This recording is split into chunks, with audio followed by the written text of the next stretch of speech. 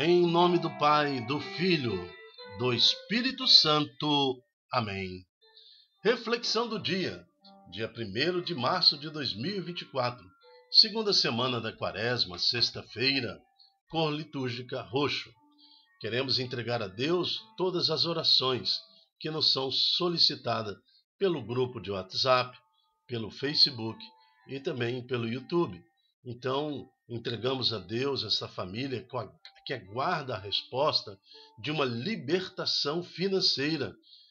Senhor, escala anjo de poder guardando a fonte de recursos desta casa, para que o recurso seja necessário para quitar todas as obrigações. E tudo nós sabemos, Senhor, que quando invocamos o Seu nome, o Senhor nos dá o recurso necessário e além do necessário ainda, né? Como diz o Salmo, né? Todos os seus necessidades serão atendidas e até os seus desejos serão atendidos quando nós colocamos tudo na mão do Senhor. Por uma cura física para essa pessoa que encontra-se no hospital, por uma libertação, pela conversão dos filhos e pela consagração de uma casa, de um lar para Ti, Senhor. Tudo isso te louvamos e te bendizemos. Obrigado, meu Deus, pela vossa assistência no Espírito a cada família, a cada pessoa que recorre a vós. Santo do dia, Santa Inês Cao Kuing, mesmo engaiolada na China, não negou a fé. Uma jovem, uma moça do século XIX na China, e ela, anunciando o Evangelho, ela é perseguida. Antes ela teria casado aos 18 anos, seu marido, um homem bom, mas quando morreu, a família do marido a perseguiu e ela foi jogada na rua, acolhida por uma senhora de bom coração cristã. Ali deu a oportunidade dela evangelizar. Através de um padre, o bispo local, ela conseguiu então ter um alcance maior nas suas evangelizações e no seu testemunho de fé. Senhor, as situações que vivemos tentam nos engaiolar e cada vez mais o cerco se fecha para os cristãos. Dai-nos a coragem necessária para, diante das perseguições do tempo presente, não negarmos a Cristo. Assim seja. Amém. Santa Inês Cao Kuing, ela ficou como pena, né? como martírio, ficou engaiolada num penhasco e ali definhou até morrer de fome, até morrer seca ali naquela gaiola, pendurada, sem recurso nenhum, com os pássaros ali agredindo seu corpo e tudo mais. Então, foi uma morte muito penosa para Santa Inês, mas ela testemunhou Jesus até os últimos dias de sua vida. Primeira leitura, em Gênesis 37, nós vamos ver que a passagem do jovem José, que é vendido, né, pelos seus irmãos, serve também como luz projetada para o Santo Evangelho. Assim como José foi negado pelos irmãos e vendido como escravo, no futuro próximo, em seguida, ele salva sua família, salva seus irmãos de uma fome muito grande que acontecera em Israel. Ele se torna, então, um grande dirigente do Egito. Assim, então, faz uma sombra para uma reflexão para o Evangelho de hoje. O salmo de hoje é o Salmo 104. Lembrai-vos sempre as maravilhas do Senhor. Mandou vir então a fome sobre a terra e os privou de todo o pão que os sustentava. O homem enviara à sua frente José, que foi vendido como escravo. Então o salmo de hoje está fazendo exatamente uma referência a Gênesis 37, o momento em que os irmãos de José jogaram ele dentro de um fosso, né, dentro de um poço seco. Antes tramavam sua morte, porque eles tinham ciúme, porque o seu pai Israel amava esse menino mais do que os outros, porque ele teria lhe sido concebido na sua velhice, né? Então os irmãos, enciumados, jogaram ele na cisterna. Então, na hora de matar o menino, eles resolveram então vender para um mercador que estava indo em direção ao Egito. E o Salmo 104 fala exatamente isso. Ó. Apertaram seus pés entre grilhões, ou seja, permitiram que José fosse preso. Amarraram o seu pescoço com corrente até que se cumprisse o que previra a palavra do Senhor lhe deu razão. Porque naquela agressão que eles fizeram ao irmão, eles não sabiam que o mover de Deus, né, levaria José para ser então um grande administrador, um homem importante no Egito, que salvaria sua casa. Ordenou então o rei que o libertasse. O soberano das nações mandou soltá-lo, fez dele o senhor de sua casa e de todos os seus bens o despenseiro. Lembrai sempre as maravilhas do Senhor. Então, nem todas as desgraças, nem todos os sofrimentos que nós passamos são sofrimento por nada. Tem um grande mover de Deus na nossa vida. Às vezes estão passando por uma dificuldade financeira, por um problema de saúde. Já aconteceu 1, 2, 3, 4 vezes. Então você acha que não tem saída, que o negócio está difícil, mas calma, não chegou ainda o fim. Deus tem um projeto maravilhoso para sua casa, para os seus filhos, para os seus netos. Sofre as demoras de Deus. Aguarda, porque Deus tem um grande projeto para a sua vida. É isso que nos ensinou a primeira leitura de hoje, em Gênesis 37, o salmo de hoje, e também a vida de Santa Inês Coig, porque ela também sofreu. Olha quanto tempo ela ficou presa nessa gaiola. E até os dias de hoje ela é lembrada como uma grande evangelizadora, exemplo de fé. Então todo sofrimento nosso tem um sentido no plano de Deus. Evangelho está em Mateus capítulo 21, de 33 a 46. O Senhor esteja conosco, Ele está no meio de nós. Proclamação do Evangelho de Jesus Cristo segundo Mateus. Glória a vós, Senhor. Ontem nós queremos lembrar, da passagem do rico e do pobre. O rico, ao morrer, foi para a mansão dos mortos sofrendo. E o pobre, quando ele morreu, ele foi viver com Abraão, quer dizer, estava no céu. E um via o outro. E realmente o sofrimento daquele que teve tudo na vida e desprezou as coisas de Deus. Aquela parábola servia também para os fariseus, para os doutores da lei, para os sacerdotes da época, que realmente desprezavam as normas e o rigor religioso e se fartavam com os dinheiros, com os recursos do templo, se beneficiando, enquanto o povo de Israel ficava como aquele pobre sendo lambido pelos cachorros. E hoje Jesus continua uma parábola, falando também para os sacerdotes, anciãos e autoridades religiosas. Naquele tempo, dirigindo-se Jesus aos chefes dos sacerdotes e aos anciãos do povo, disse-lhes: escutai outra parábola. Certo proprietário plantou uma vinha, pôs uma cerca em volta, fez nela um lagar para esmagar as uvas e construiu uma torre de guarda. Depois arrendou-a a vinheteiros e viajou para o estrangeiro.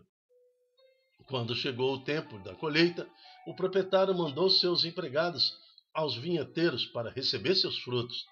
Os vinheteiros, porém, agarraram os empregados, espancaram um, mataram o outro e ao terceiro apedrejaram.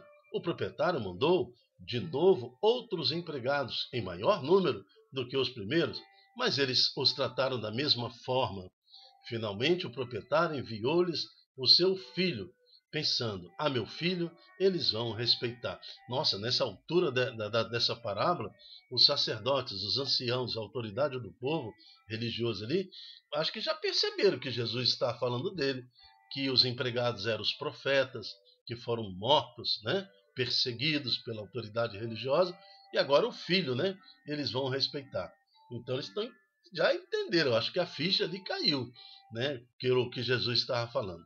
Mas continuando no versículo 38, os vinhateiros, porém, ao ver o filho, disseram entre si: este é o herdeiro, vinde, vamos matá-lo e tomar posse da sua herança. Então agarraram o filho, jogaram-no para fora da vinha e o mataram. Pois bem, quando o dono da vinha voltar, o que fará aos vinhateiros? Jesus perguntou então isso aos chefes, os sacerdotes e às autoridades religiosas.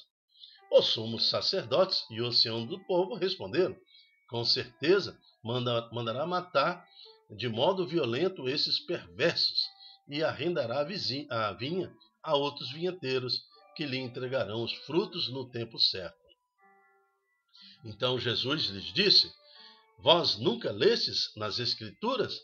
A pedra que os construtores rejeitaram tornou-se a pedra angular? Isto foi feito pelo Senhor e é maravilhoso aos nossos olhos? Por isso eu vos digo, o reino de Deus vos será tirado e será entregue a um povo que produzirá frutos. Aleluia. Este povo somos nós, a igreja presente. Toda a promessa foi feita para Israel, toda a promessa foi feita para os hebreus, para o povo judeu. Mas eles não conseguiram reconhecer ali o Filho de Deus, o dono da vinhateira.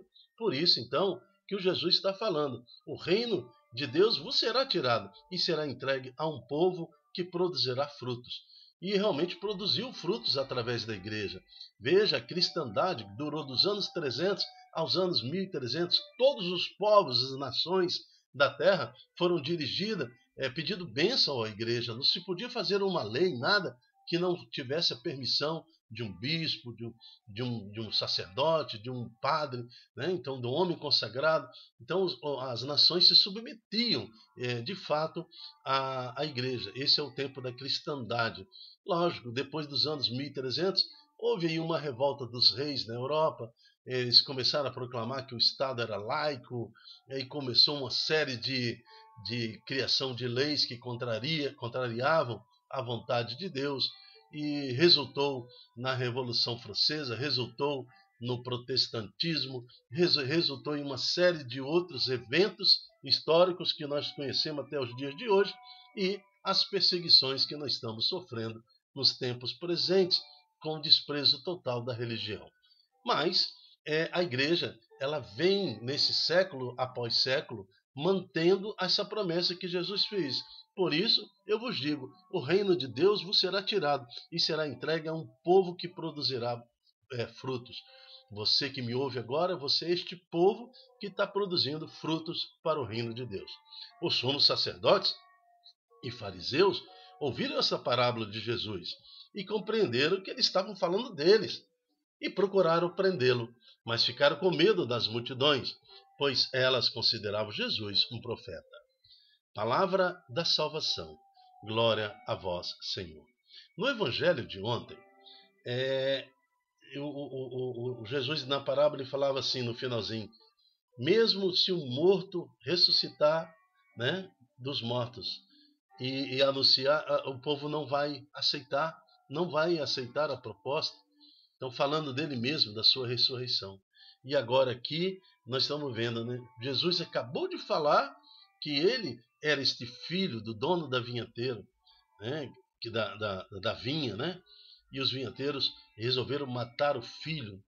Eles compreenderam que era Jesus estava falando deles, que o reino de Deus lhe seria tirado e seria dado a outros. Mas olha a conclusão. Eles compreenderam que estava falando deles. No lugar de se arrepender, olha a atitude que eles tomam no versículo 46. Então procuraram prendê-lo para matá-lo, mas ficaram com medo das multidões, pois elas consideravam Jesus um profeta. Então, realmente assim, não dá para compreender, Mas, quando a gente fecha o coração para Jesus, quando a gente fecha o coração para Deus, nós estamos sujeitos apenas aos interesses da nossa carne, dos nossos desejos.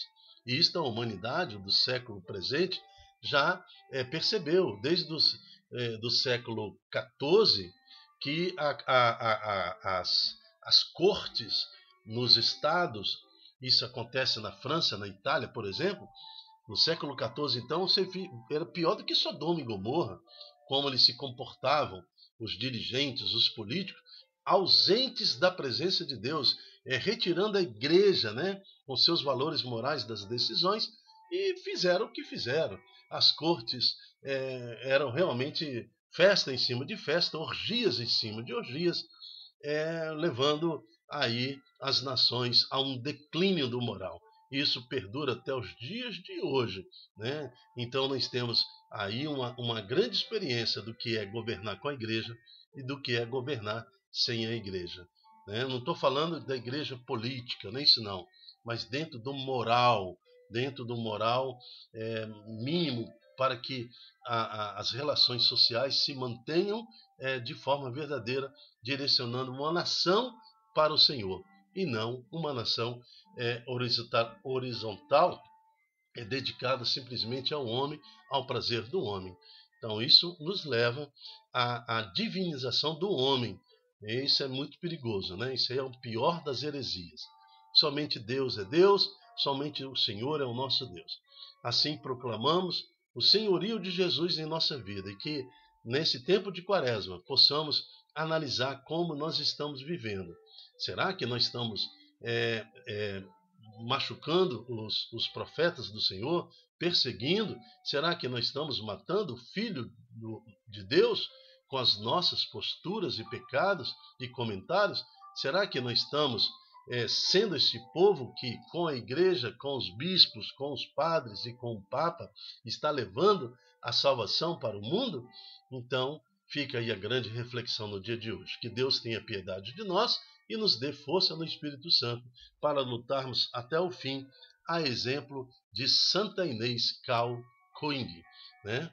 Que enjaulada, mesmo enjaulada, no meio da sua morte, no processo de morte, evangeliza até os dias de hoje. Amém. Eu me chamo Dilton Góes, o nosso projeto chama-se Ai de Mim, se não evangelizar. Seja você também um evangelizador, multiplique em suas redes sociais esta palavra, para que mais corações estejam abertos, sensíveis à presença do nosso Senhor Jesus. Amém.